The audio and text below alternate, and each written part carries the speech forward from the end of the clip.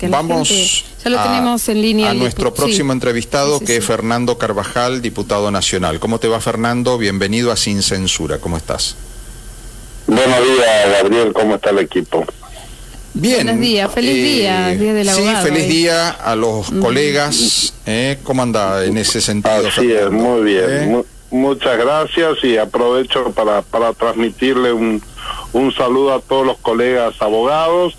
Una profesión que muchas veces ha sido muy vapuleada, pero que en estos contextos de lucha por el derecho creo que se vislumbra la importancia social que tiene el título de abogado, ¿no? Seguro. Así que bueno, y solidaridad con todos los abogados, no importa la función que estén cumpliendo, que tienen que recibir los aprietes del gobierno. Así es. Fernando, fuiste firmante de un pedido de juicio político antes que lo que se animó a hacer la oposición, después que vos firmaste junto con Ricardo Carvajal, ya directamente fue la decisión de todo el bloque de hacer un juicio político a Alberto Fernández, ¿no? Un presidente que se está desdibujando, está quedando cada vez más en evidencia de que no maneja, un presidente lamentable que estamos teniendo y que, bueno, ya no ejerce el poder como corresponde, ¿no? Ya ha sido, se le ha quitado el poder y lo maneja otro, que es Sergio Massa, y bueno, y Cristina, que nunca dejó de ser la jefa. Y ustedes han planteado este juicio político. Contame, Fernando, ¿cuándo tomaron esa decisión? Sí, mira, esto fue en forma inmediata a posterior a que surgieran las declaraciones del presidente Fernández, presidente, como bien decís, puramente nominal, con respecto a la cuestión de Nisman, ¿no? Que fue, creo, ya la gota que colmó el vaso, que demuestra fundamentalmente el grado de incapacidad de conducción que tiene el presidente. Y ahí, en el bloque radical con Ricardo Burjaile, surgió en forma inmediata esta iniciativa. Él ya lo estaba trabajando con un equipo de asesores, y desde el bloque de la Unión Cívica Radical planteamos la necesidad de iniciar el juicio político, y efectivamente lo hicimos. Cuando luego el presidente ratifica esto, lejos de desdecirse, porque, a ver, inicialmente cuando planteamos el primer juicio político, de alguna manera fue como un llamado de advertencia, un pedido al presidente que vuelva al camino de la racionalidad. Cuando, lejos de entender esto, sube la apuesta y continúa con sus afirmaciones de apriete mafioso hacia el Poder Judicial de la Nación, hacia los fiscales, bueno, ahí es donde es el interbloque en su conjunto. Nosotros estábamos evaluando ampliar el pedido de juicio político, y bueno, ahí surge la iniciativa del interbloque en su conjunto, es decir, el radicalismo, PRO, la coalición cívica, entre todo el interbloque, de solicitar el juicio político por entender de que se había superado ya el límite de lo tolerable, y que era imprescindible decirle al presidente que hasta acá llegó, que no puede seguir en este camino, y que si sigue, nosotros estamos dispuestos a hacer todo lo que sea necesario para defender las instituciones de la República. Acá lo que hay que entender, Gabriel, hay, creo, algunos sectores de la vida política, inclusive algunos correligionarios, que no lo entienden. Acá, pese a todos nuestros esfuerzos, está en juego el sistema democrático. Acá el Partido Justicialista en su conjunto, casi monolíticamente, se ha pronunciado en contra de la democracia. Están atacando al Poder Judicial, están atacando la independencia, quieren una salida a la situación procesal de Cristina Fernández de Kirchner, que está siendo juzgada por gravísimos delitos de corrupción por fuera del sistema democrático. Y nosotros no lo vamos a permitir. Vamos a pelear en todos los ámbitos y por todos los medios para preservar el sistema democrático. Entonces, la verdad es que está claro que el presidente es un incapaz absoluto, que ha cedido su poder político. Hoy es un hombre que no tiene agenda, no sabe qué hacer. Hoy Alberto Fernández se levantó a la mañana y es un desocupado que no sabe qué hacer con su día. Esa es la realidad política del país. Y tenemos un superministro, que es superministro porque No sé por qué, porque hasta ahora de políticas económicas y de medidas concretas, lo cierto es que no ha hecho mucho, no hay un plan de estabilización, ha hecho algunos ajustes, paradójicamente empezando por las áreas más sensibles, no por lo menos sensibles, por lo cual lo de súper, digamos que me parece que es un adjetivo que le queda grande. Y después tenemos la vicepresidenta de la Nación, que es el otro poder político que tiene una sola preocupación y que es proteger su patrimonio y el patrimonio de Lázaro Báez, porque acá convengamos que en el fondo lo que más le duele es que tienen que devolver la plata que se afanaron. Ese es el mayor problema que le generan los juicios políticos. Hablan de proscripción y todo esto, lo que no quieren es devolver la plata que se robaron. Y están dispuestos a hacer cualquier cosa para defender la plata que se robaron. Entonces, me parece que, y estoy absolutamente convencido de que había que transmitir este mensaje muy claro a la sociedad, al Poder Judicial, a todos los jueces y fiscales del país, de que acá hay sectores de la vida política que vamos a seguir peleando y vamos a sostener el sistema democrático de la forma que sea. Por otro lado, había en Formosa, y de eso empezábamos a hablar, una expectativa generalizada. El viernes, hubo movilización de los docentes, paro y movilización reclamando aumento salarial, y se esperaba que el sábado, Por Nuestra Gente Todo, el gobernador iba a anunciar un aumento, por lo menos un plus, algo, porque no se da más, porque no se aguanta, porque la gente va al supermercado y lamentablemente tiene que dejar la mitad de lo que lleva en el changuito porque las cosas aumentan de una manera irracional. Y esto no tiene expectativa de que vaya a cambiar, es decir, nadie ha salido a decir, señores, esta inflación la vamos a cortar, vamos a disminuir, el mes que viene va a ser menos y otro mes menos. Esto por el contrario, es decir, la perspectiva, incluso hoy estuve escuchando del año 2023, el año que viene, que vamos a tener una inflación similar a la actual, es decir, ¿qué cuerpo aguanta semejante suba de precios con los sueldos de hambre que tenemos en Formosa? A ver, cuando digo sueldos de hambre, estoy hablando expresamente, literalmente, de que con estos sueldos no se puede comer adecuadamente, no se alcanza la canasta básica de alimentos. Sí, esta es la gravedad de la situación que vos describís con mucha claridad, que es grave en todo el país, pero sin ninguna duda que en Formosa es mucho peor, porque acá alcanza, yo diría que casi a la totalidad de los empleados estatales, ¿no? Es decir, excluyendo y por supuesto a los empleados públicos, a los empleados privados también, ¿no? Pero digo, en el caso de los empleados públicos es todavía peor, porque salvo el grupo de privilegiados, de los cientos de asesores que tiene el gobernador Gildo Infran, todos los exintendentes que cobran sueldo como asesores, todos los exministros, todos estos que están ricos a costa del Estado, la situación del ciudadano a pie es verdaderamente grotesca. Los sueldos municipales en el interior de la provincia son directamente insignificantes, no alcanzan ni para cubrir un plato de comida diario en la casa.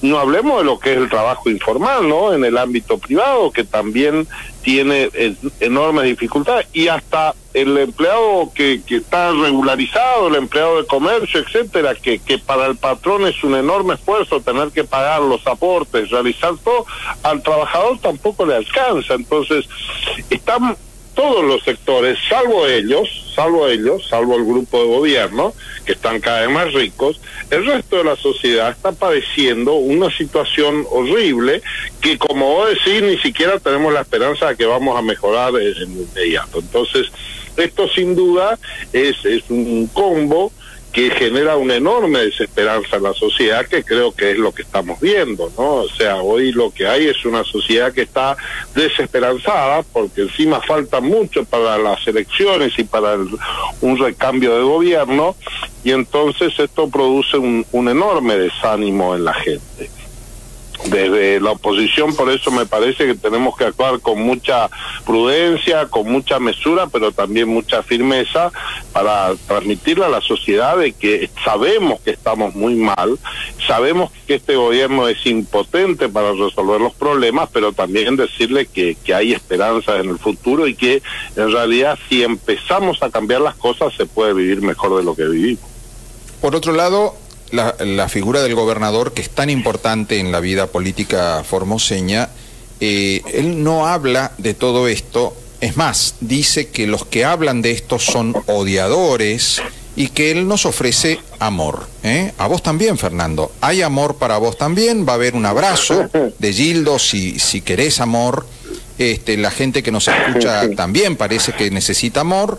Y eso es lo que nos ofrece el gobernador. No dijo una sola palabra ni de la crisis económica a nivel nacional, ni tampoco de que los sueldos de Formosa son sueldos de hambre. Él sonríe, abre los brazos y nos ofrece amor. Sí, he visto, realmente hay toda una puesta en escena muy propia de los gobiernos de este signo ideológico, ¿no? El autoritarismo populista siempre se fundamenta en estos gestos grandilocuentes, en la discordancia que hay entre lo que se dice y lo que se hace, ¿no? Porque este amor que se pregona luego se traduce en palos de la policía cuando alguien le va a pedir algo, y sobre todo se traduce en esa distancia olímpica que tiene Gildo Infrano y de su pueblo. Gildo es un hombre que desconoce la realidad de la provincia, porque él vive en un mundo de fantasía, que es la que le dan ahí sus funcionarios. Él no conoce la realidad, no conoce la provincia, no sabe lo que está pasando en el interior, porque tiene toda una caterva de chupamedias alrededor que él se encarga de pagarles y contratarlos con plata del Estado para que le vengan todos los días a decir lo bien que estamos. El problema es que la sociedad percibe la realidad, sufre la realidad, y por eso yo estoy tan convencido de que pese a la enorme estructura del Estado y de todo esto, van a perder las próximas elecciones. Ellos van a perder. Está en nosotros, en la oposición, demostrar que vamos a hacer las cosas bien, y con solamente eso, más allá de la estructura, vamos a ganar las elecciones, porque ellos van a movilizar a la gente como hacen siempre, con plata del Estado, le van a dar la bolsita, le van a dar la plata, pero los ciudadanos van a votar a la oposición. Pasó ya en la capital, ¿sí? Recordemos que en las elecciones pasadas, Gildo y Joffre, que se hacían los que estaban peleados, pero siguen haciendo negocios juntos, pusieron un montón de plata y perdieron. Sí. Perdieron. ¿Por qué? Porque hubo un pueblo que se dio cuenta que no importa nada de eso si no les alcanza la comida para vivir. Entonces, este mismo resultado que en la capital comenzó en el año 23, se va a reproducir en toda la provincia. Reitero, sabemos que nuestra estructura política es mucho más chica, pero nosotros no necesitamos estructura política. Vamos a ganar con la fuerza de las convicciones y con la vocación de cambio del pueblo formoseño, que lo que quiere es vivir mejor, quiere vivir sin miedo, quiere vivir con alegría, quiere tener trabajo, quiere tener casa. Mira, ahora esto de ayer estuve en el lote 111, todos los módulos que en su momento se dieron ya hace algunos años, y lo esperanzador es ver cómo la gente no se quedó con el módulo, sino que todos con mucho esfuerzo han ido mejorando su casa, han convertido lo que era un módulo muy precario en casas habitables, dignas. Ahora, lo que no tienen, ¿sabes qué es? El título, que no se lo van a dar nunca mientras estén ellos gobernando, porque ellos los quieren tener ahí apretados, diciéndole, votame, porque si no te saco lo que antes era un módulo y que ahora es la casa producto de su esfuerzo. Eso no se lo van a dar. Y nosotros, si hay algo que vamos a hacer, es justamente vamos a dignificar al pueblo formoseño, dándole a cada formoseño el pedazo de tierra que le corresponde. Al que vive en la ciudad y tiene un lote urbano, le vamos a dar el título. Al que vive en el campo, que quizás hace 2 o 3 generaciones de su abuelo tiene su campo fiscal, que lo ha venido trabajando, donde se crió, y que este gobierno se niega a darle el título, le vamos a dar, y vamos a con esto lograr que los formoseños se arraiguen a su tierra. Gracias, Fernando, y bueno, vamos a ver cómo sigue esto, vamos a ver cómo reacciona, ¿no? El gobierno, no solamente Infran, sino el gobierno nacional. Por lo que vemos hay recortes en educación, en salud, se acabaron las notebooks de Conectar Igualdad, va a haber recortes en la construcción de los jardines de infantes, la educación en las universidades, es decir, evidentemente va a haber un ajuste importante y vamos a ver cómo viene el tarifazo, ¿no? Cómo viene este tema de las boletas de la luz, porque hoy, actualmente, la gente tiene que elegir entre pagar Repsa o comprar medicamentos. Estoy hablando de los jubilados, por ejemplo, ¿no? Otros tienen que elegir entre pagar Repsa o pagar el alquiler. Y si encima ahora le vamos a sumar más costo, realmente, si esto va a venir más caro todavía, realmente va a ser una situación insoportable. Así es, muy difícil porque, a ver, lo que hay que tener claro que no se trata de si las personas, los ciudadanos, los hombres y mujeres quieren o no quieren pagar. El tema es si pueden o no pueden pagar. Esta es la cuestión. Y esto es lo que el gobierno no se está haciendo cargo. El gobierno de la provincia no se hace cargo de que está pagando unos sueldos que son miserables realmente y que tendría que mejorar la situación. Tiene que dejar de juntar plata y de repartirla con los amigos y empezar a poner plata en la sociedad. El problema es que no lo quiere hacer porque el negocio es otro, Claramente el negocio pasa por otro lado. Entonces, y tendría que también dar mensajes de austeridad política, reitero.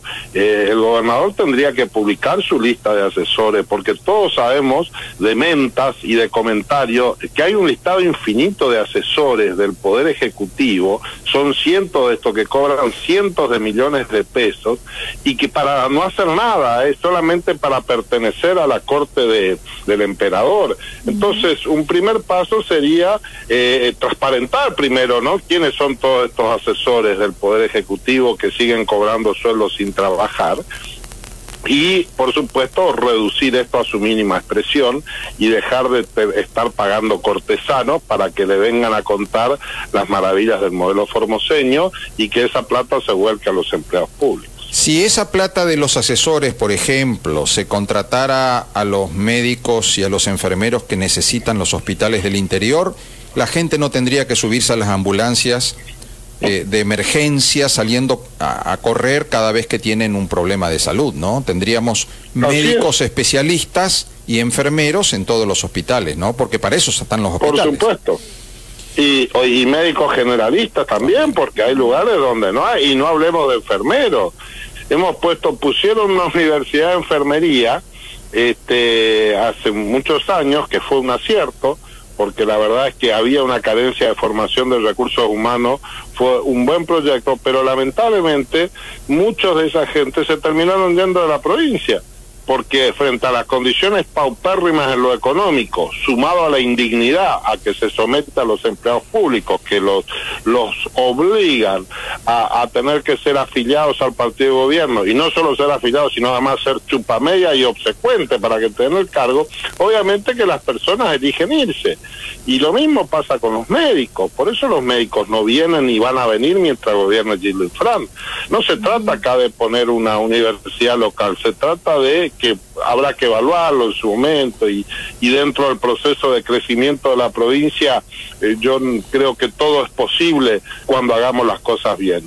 Pero si esta provincia no logra retener los médicos por el clima espantoso y el sometimiento al que se los quiere someter, por supuesto que si el día de mañana tenemos una universidad se van a ir todos afuera de la provincia como nos pasa ahora. Gabriel, me gustaría preguntarle al doctor Carvajal, ¿por qué se tiene que crear una universidad provincial y no se puede dictar la carrera de medicina en la Universidad Nacional como la licenciatura en enfermería, que ya estaba la carrera de enfermería ahí, se cerró?